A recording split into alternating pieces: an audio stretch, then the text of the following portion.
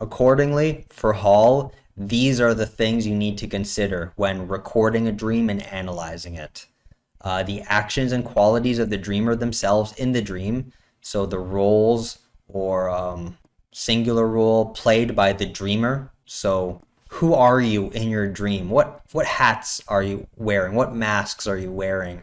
Are you a cowboy? Are you a CEO? Are you a bank robber? Are you an astronaut? That's the first question and things to consider. And the second one is the kind of characters that are introduced in the dream. So the supporting cast and the various actions and qualities that are assigned to them. So are they friendly or are they scary? Are they a friend figure or are they authority figure? And what are they doing? Are they chasing you or are they helping you? The third consideration is the nature of the interactions between the dreamer and the supporting characters and between the characters themselves. Sometimes you aren't involved in an interaction. You're just witnessing two people in your dream interacting. So these are the plot developments that drive the narrative of the dream. Again, maybe you're running away from a character, or maybe two characters are arguing with each other in front of you. And fourthly, we have to consider the setting or the scene in which the dream takes place. So the dream world or the dream environment, and transitions within the dream between the different scenes. Like I said, the location of your dream can change dramatically and quickly and seamlessly. And then the outcome of the dream. So the final product of the situation that your dream produced for you. If it's a bad dream or a nightmare, then it might be a poor outcome in terms of your fate or a character's fate within the narrative sequence of that dream story you find yourself playing a role in. So all of those considerations from the previous slide can then reveal how dreams tell us about ourselves and how we see ourselves. So the underlying conceptual sources of the things we perceive in our dreams, of the roles and characters and settings and plot developments we perceive in our dreams, we can find the conceptions that produce those perceptions. And Hall noted that unlike with the symbolic method, dreams should not be read for the purpose of constructing an accurate picture of objective reality or predicting the occurrence of future events or revealing some objective truth about the past. He sees dreams as a dependable source of information regarding our subjective reality. So how we personally see and experience the world around us and ourselves and others and our problems. Not how those things exist objectively, but how we see them subjectively. And this knowledge of our subjective reality is still very useful because our conceptions have effects on our conduct, and how we subjectively perceive reality bears itself out in our objective, concrete behaviors in the physical world of material reality. So if a boy sees his father as an autocratic authority figure, he will react towards his father as though he really is that way, even though the father could, in reality, be nice and friendly and jovial and just the furthest thing from a stern authority figure. If the boy sees him and acts towards him as if he were strict and authoritative, then the boy's subjective views will reflect his objective actions. So these personal cognitions, our personal conceptions, are the real governors of behavior, and they structure a lot of our conscious life. So by using dreams to find out more about our self-conceptions or our conceptions of others will help us understand how we act and behave in the real material physical world of everyday life. So first we have conceptions of self, and this refers to the way the dreamer sees themselves in everyday life and the role that they play in their own lives. So for example, you may have been looking at yourself lately as feeling very weak and powerless and ineffectual. That's how you've been conceiving of yourself lately, and your dreams may reflect that conception of self by making you powerless in the dream as well. So you might be running in slow motion, like you're trying to run as fast as you can, and it feels like you're running in water, or you try to punch someone and it's just going in slow motion. Like there's this invisible resistance. Again, like you're underwater and you're not being as effective as you need to be or want to be. So your dreams can tell you that about how you view yourself, not of how you objectively are in real life. And they're not saying you're objectively weak or powerless. It's saying you view yourself as weak and powerless.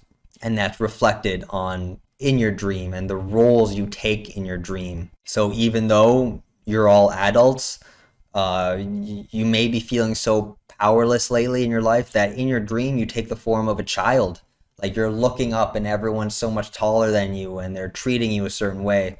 It's because in some way, unconsciously, you're viewing yourself like that. And this leads to the second area that dreams can provide insight regarding is our conceptions of other people. So again, not other people as they objectively exist as they are, it's how you view those other people. So going back to the example of an authoritative fatherly figure, you may unconsciously or consciously, probably a bit of both, view that father figure as being authoritative in your waking life. And that conception of this other person will be reflected in how they are in your dreams. Maybe in your dreams, they have more exaggerated authoritarian features. Maybe they're very tall and looming over you. Or maybe they're putting their face very close to your face, so they're not giving you much space.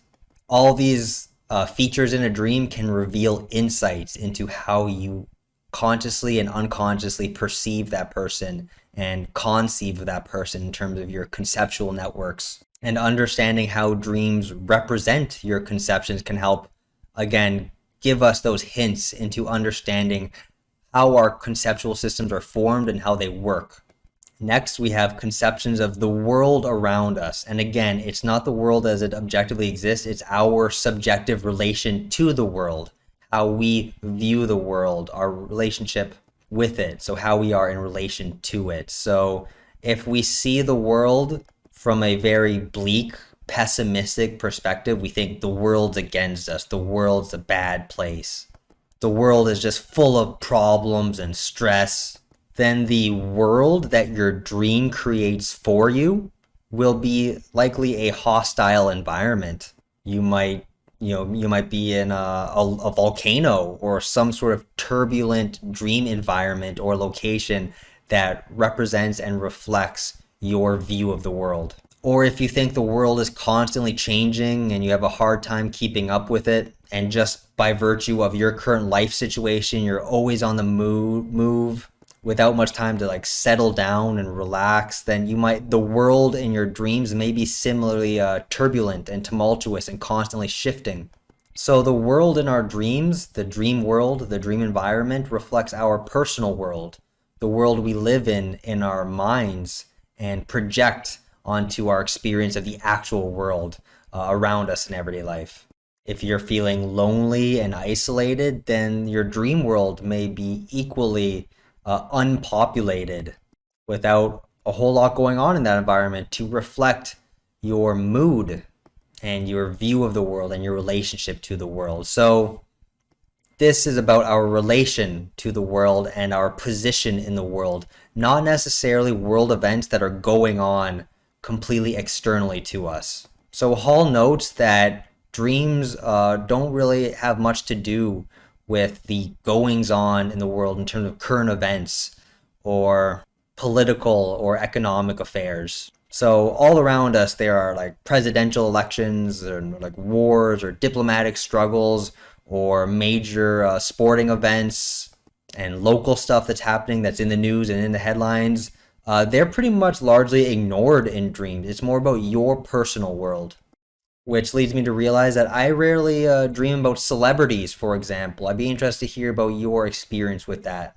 Because even though I may see them on an everyday basis on TV or on the internet, they're not involved in my personal life. I'm not personally invested in them or emotionally invested in them. So that's probably why they don't make their way into my dreams. But do you agree with Hall that the external world of events doesn't really play a role in our dreams? Like, I, for one, might disagree here and there from personal experience with dreaming.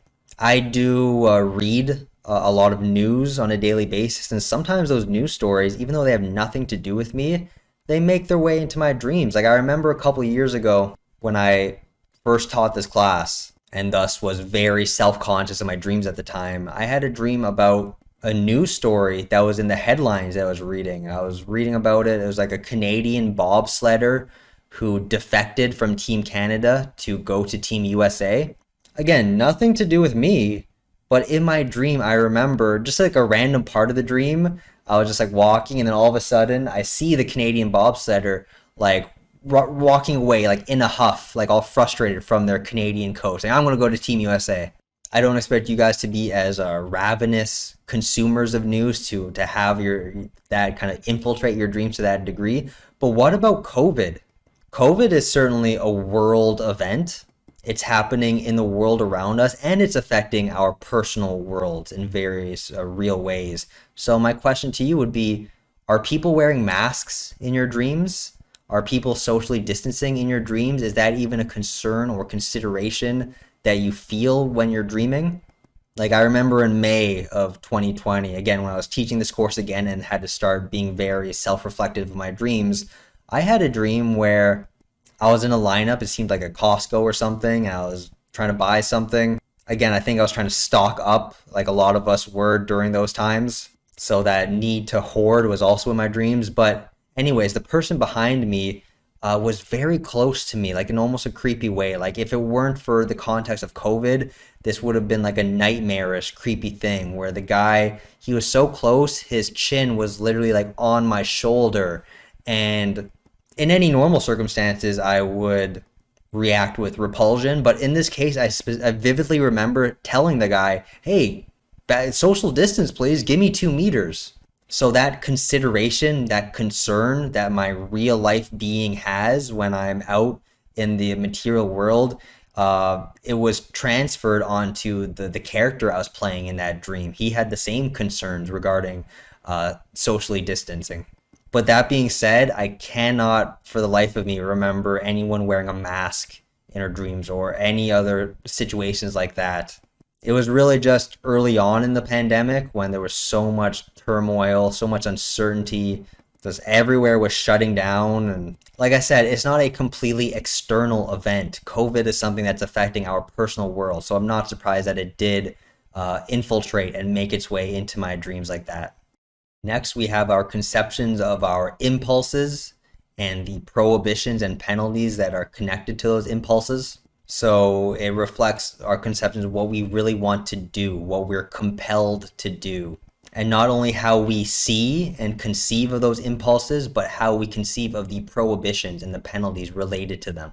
So within your dream, you might have an impulse or an urge to do something. Let's say travel again. You're trying to travel somewhere. You have a very strong urge to just get away and travel.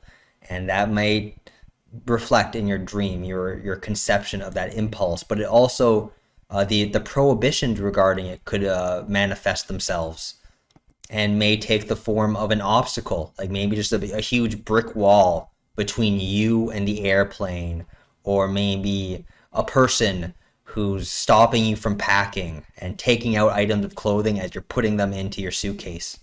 So it's showing you not only how you see your own drives, but how you see the obstacles blocking you from attaining or fulfilling those drives. And also the potential penalties if you do finally attain them. Maybe you finally get on the plane, but the plane crashes or everyone gets sick, or some of the things that you're worried about happening if you do pursue that impulse. So again, these dreams don't tell us what objectively is okay and not okay. It tells us how we view things as being acceptable or unacceptable in terms of our urges and the prohibitions of said urges. So if you generally don't have any problem with traveling, you don't see any prohibitions or penalties, then in your dream you'll be free to fly. You'll be free to move about and travel. But if you have some sort of lingering misgivings or hesitancy, then that's when the obstacles and the prohibitions will start popping up in your dream to preclude you from pursuing them. So the Hall reading gave a brief example of a guy who was having a dream about he's trying to turn on a faucet. He really wanted to turn on a faucet, and the faucet was jammed. It just wouldn't turn on. It was like a locked door. And then a female plumber came over and fixed it and got the faucet running. And he actually had a nocturnal emission. This produced a wet dream for him. So clearly his impulse was to unblock something in his life, and it seemed to be related to women since it was a female plumber who came over and helped him unblock it. So it revealed what his impulse was and what the prohibition to said impulse was and how to overcome it.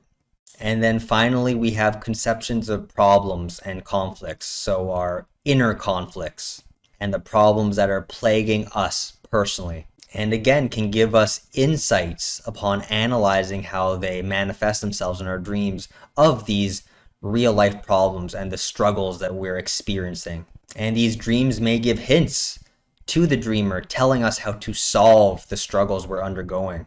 So again, a lot of these inner conflicts, a lot of this inner turmoil can be attributed to the opposing conceptual systems within us. Maybe two conceptual systems are at odds with each other. So another example in the hall reading was of a young man who I believe he was trying to like do a math problem on a chalkboard, but this woman kept interfering with him and distracting him from doing the math problem. And then he gives up on the problem and then tries to interact with the woman romantically and sensually, and he can't do that either because he's distracted by the math problem.